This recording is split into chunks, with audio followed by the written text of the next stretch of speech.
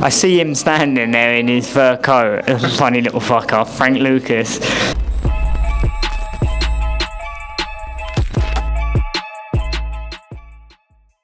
This is Jonathan Agger, 5th Pro Boxing Fans, joined by and the new European bantamweight champion Charlie Edwards. Charlie, how's that sound? Feels great, mate. I'm over the moon. I'm happy. Just want to say a massive thank you to Lord and Saviour Jesus Christ, because without the guidance that He has given me over these last few years and the hardships and battles that I've had to get through, I wouldn't be the man I am today with the character I am, managing my own journey and making moves again in the sport of boxing. I've been held back, but I've also been brought to the light in the right timing, and I think the timing is now. I'm European bantamweight champion, which is going to push me right up in the world rankings and get me closer to Mr. Honda fighters over in Japan. And yeah, what a story that would be, being left in the dark for so long, and the resurgence back to a Westerner, an Englishman, going over to Japan and dethroning a Japanese fighter and bringing a world title back to Channel 5. It will be a dream come true, and that's the visions, that's the goals. And callout and Essomba have got a very good relationship with Mr. Honda, so I'm sure they'll be putting a few emails in over the next few days, and we can get the ball rolling. Just talk to us about the fight. How do you break it down, and what do you think of your performance? I was happy with my performance. I didn't really get out of first gear, to be honest with you. I felt like I could have done 20 rounds at that pace. Do you know what I mean? I feel like an old school fighter. I didn't really get out of gear. Any time Thomas tried to press, he walked straight into his shot, which then led him back to going on the fence and not really wanting to engage. He was a tricky operator early doors, and I respect him for that, but it's nothing we didn't know already. A two-time Olympian who's been away and been all over the place to fight fighters who he shouldn't win and beat them. He's always been a tricky operator. That's why a lot of fighters don't actually pick to fight him, and he's always in proper fights. So he's on a roll now. He went away and won the European title, defended the European title, and tonight was his moment. He was headlining his own show on Channel 5 against an Edwards, with Sonny Edwards in his corner promoting it. This has been his biggest moment in boxing, and it's been his biggest payday. So all credit and respect to Thomas. The build-up was great. I got him biting a little bit, which it felt good, because it feels like I'm back in big-time boxing now. The media went a bit crazy today. I had to put my phone down because everyone was sharing it, and even David Hayes shared it, and other big names shared it, and I was just like, whoa, I need to get rid of this phone. I can't be sitting here and draining my energy. But it's been a great build-up. It's been a great fight week. I've stayed ultra calm, ultra professional, and even in the ring, the tactics that Stephen has been studying time and time again, we knew what he was going to do.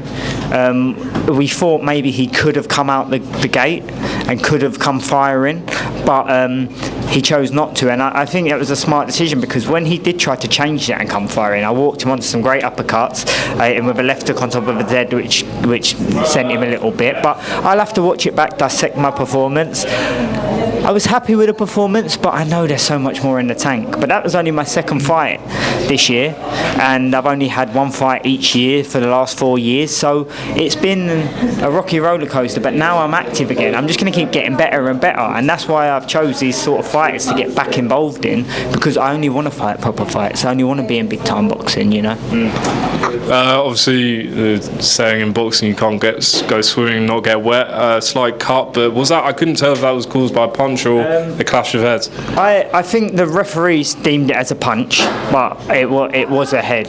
He falls in with his head, a lot of backhand, and one time I think it clipped. Could have been a punch, but come on, you can't go swimming and not get wet. It's all a part of the parcel. A little bump and bruise along the way, it don't matter. I spoke to Sonny just a few minutes ago, and he said it was kind of the perfect result in the sense he didn't want anyone to get knocked out. Did you have a look at him any time during the fight, and what were you thinking? I was super laser focused, I see him standing there in his fur coat, funny little fucker, Frank Lucas. But He come into the changing room before. He was polite to me. He gave me a kiss and a hug, and we shared a special moment. He weren't a dickhead or anything. So yeah, man, it's boxing. You know, it was a good chess match, which I thought I won quite comfortably and easy. The scorecards lost some rounds, which some rounds were close, so I'm not going to grumble about that. But it was a fight that I weren't out second gear in, and to be honest, it was a tricky fight. So it would have added to my game moving forward into the next stage of my career. Well, what did you say to each other after the fight? I saw you kind of embrace. I embraced him. I said, "Come on, brother, let's pray together." You know, like there was a bit of nastiness in the build-up. You know, I know Thomas is a man of God as well, and it was just tonight was the passing of the torch, and it was destiny. You know, and I just wanted to say thank you, and I was sorry about how the build-up got, and I respect him, and I hope you get, and I'm glad we both get home safe to our baby daughters.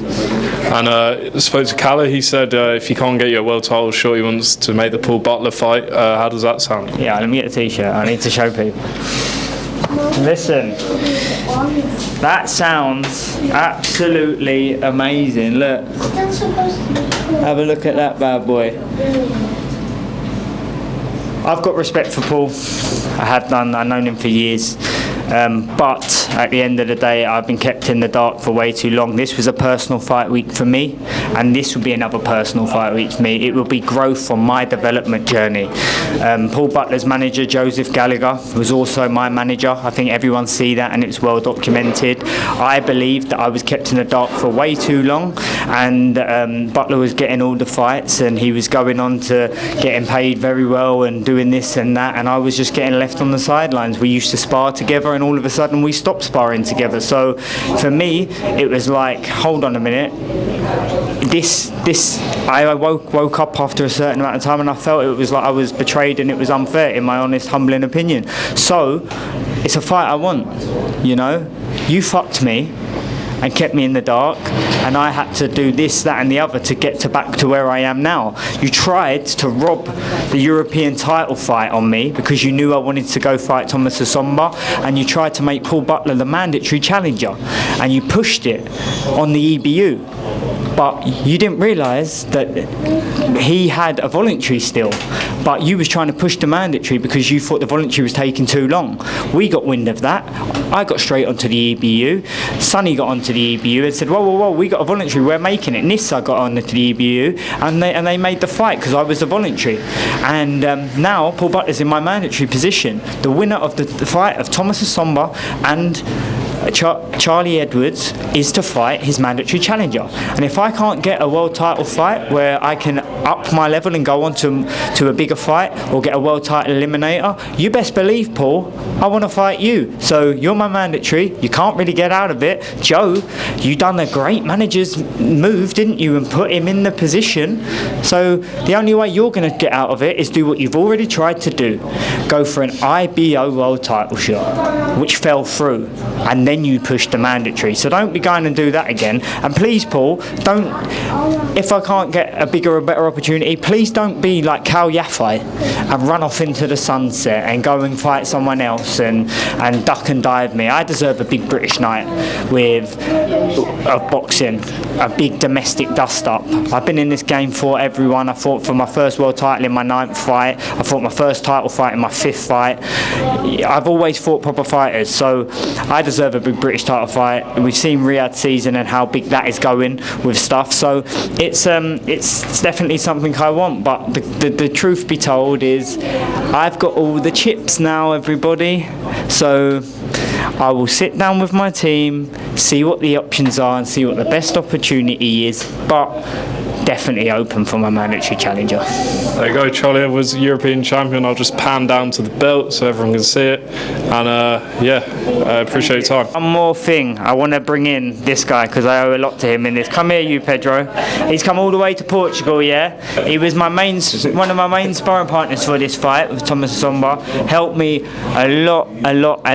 And you know what? As a good friend of mine, and he deserves his shot.